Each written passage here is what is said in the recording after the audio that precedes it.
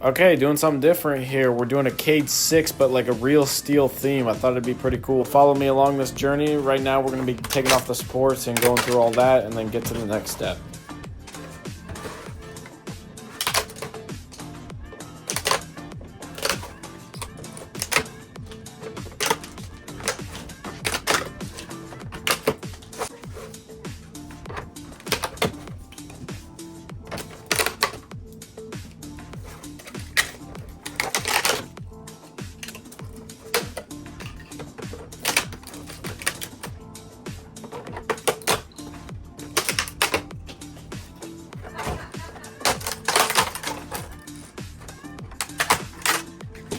Once you guys get the supports off, go ahead and take a torch and get off all the stringing from your printer, or if you need to get rid of some other nasty stuff like dust and debris, this stuff just burns it off real quick, going through it quickly.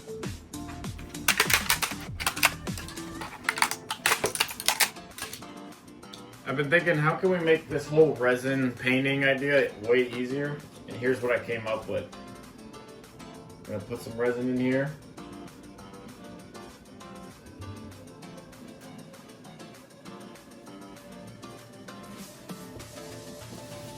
And instead of brushing an item, I'm just gonna coat it in there. This is a trial test, so maybe we don't want to cure it like that. Now we can sand that, but look how that filled in all the layer lines pretty quickly.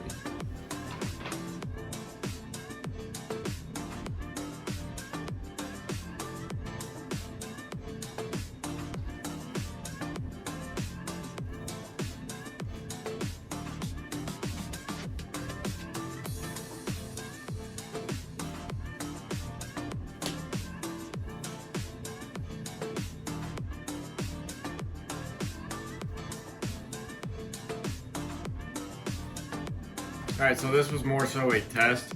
Obviously it came on too thick, and this is why we paint it on. So this side I dipped it, but then I brushed it, and you could see it started looking like, you know, we painted it rather than dipping it. So I think what the method is going to be is dip and then brush to get it lighter coats rather than just this really thick coat. Because you can even see a little bit in there still moving around.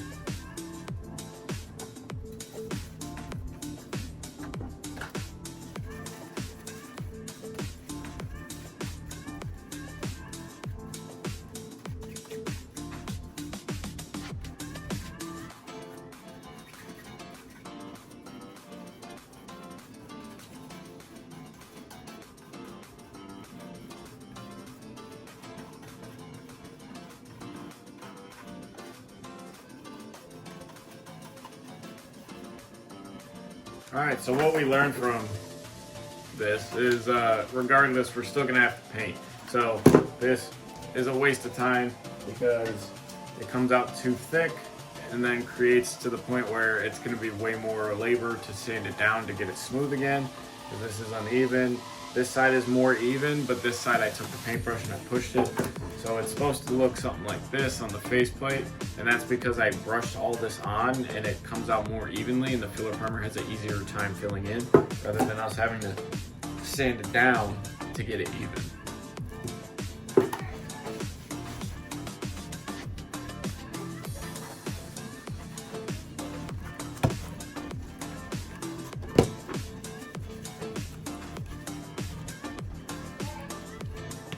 Alright, to get the unicrown on, we're going to go ahead and slide it on, kind of just like that. But I'm going to take super weld this time, rather than hot gluing it, and just weld it in for right now.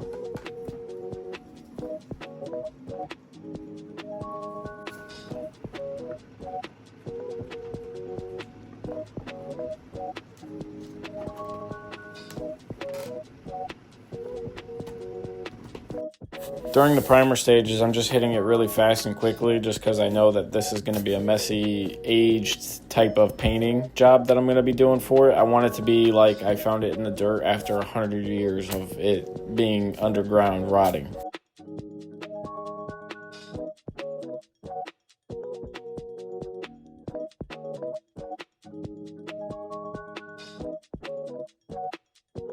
So here, you guys may not know this, but actually I'm going to hit it with a black base coat, then 1K clear coat it, and then we're going to go ahead and let that dry for 12 to 24 hours and then come back and start painting even more.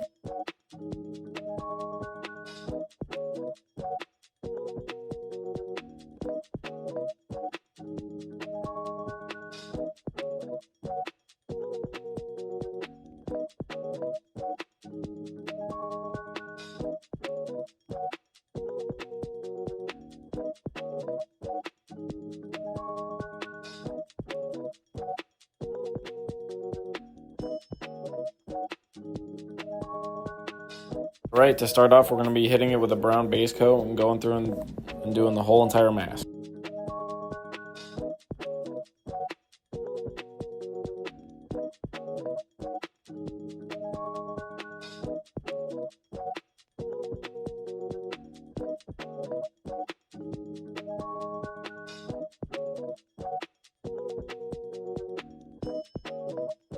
I'm hitting the lower portion with yellow, and we're going to go ahead and move on to the next color after this.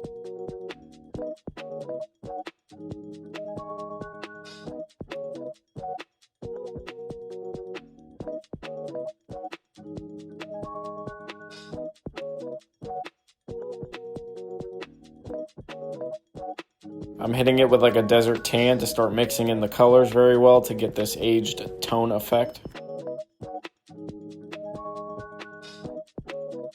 I'm spraying blue in some areas just because I needed to get like a green moldy mildew type color, not just a straight green or a straight blue. So it started mixing really well with the paint, and you'll see how.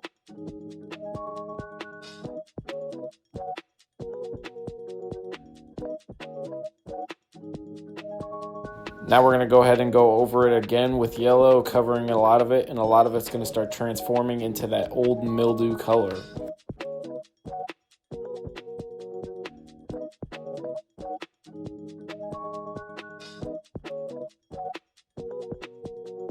See here, we have to hit it again with blue and redo it again, and then we're going to go ahead forward and use a metal cast yellow, anodized yellow, to go ahead and change this look completely.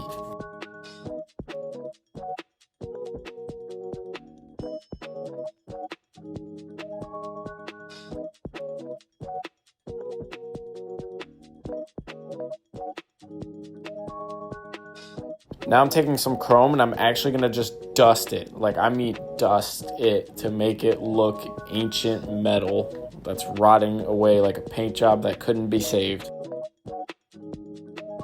I'm just going to go ahead and quickly go over it with 1K clear coat, high gloss.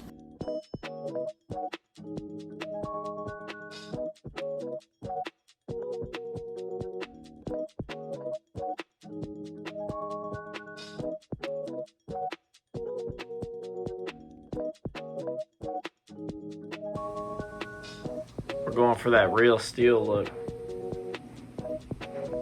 Alright, let's finish this bad boy. So the paint job came out really good. So what this idea is from like RealSteel, a robot that's been aging and decaying. So that's why I did the cracks in the paint. Now we gotta put the lights in and make them look old too. Here for the LED eyes, we're just using the ones off of Amazon. They're about 20 bucks, where you can go on eBay and get any color you want, and they're about $7 to $5 on there. And we're cutting off the white paper, that way we can make it see-through.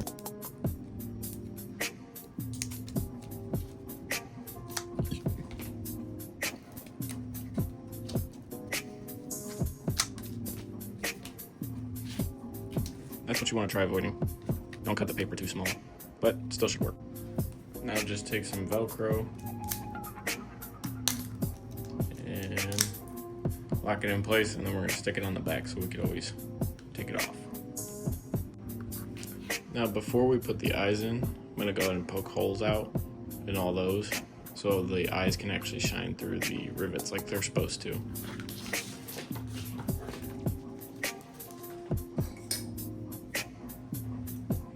Take a little pick.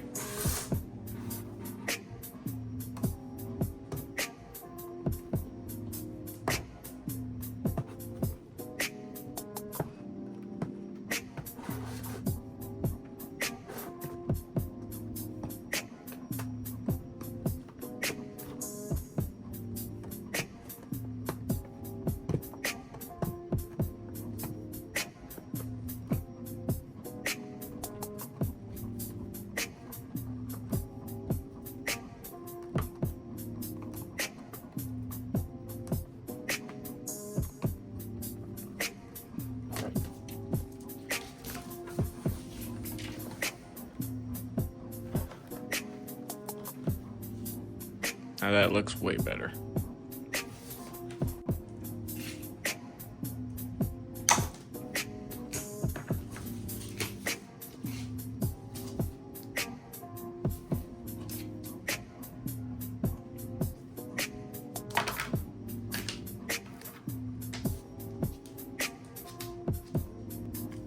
For the eyes, I just use metal foil tape. That seems to work really well and hold the eyes in, and it doesn't make a mess like glue. But some people like it, some people don't, and other people have their own ways.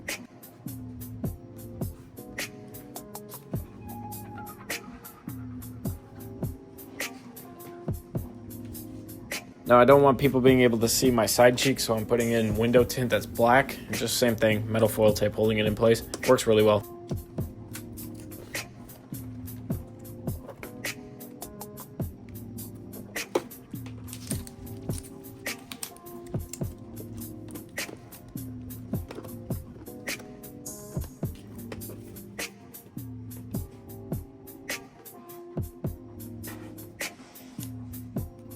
Alright, now that it's put together, we're going to basically take a sander and sand it up, make it look like it was beat up.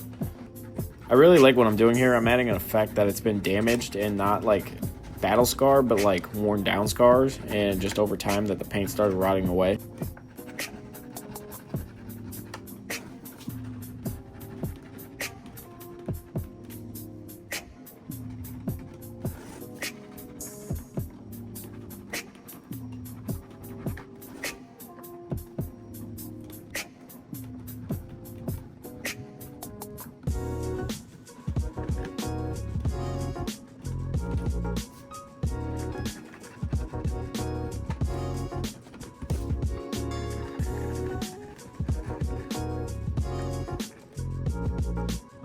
Now here I'm taking graphite powder and rubbing it in places that I think would get anodized, and I thought it looked really good because it came out like it was aged metal, like the paint had basically stripped away and turned into its metal form, or steel as you call it.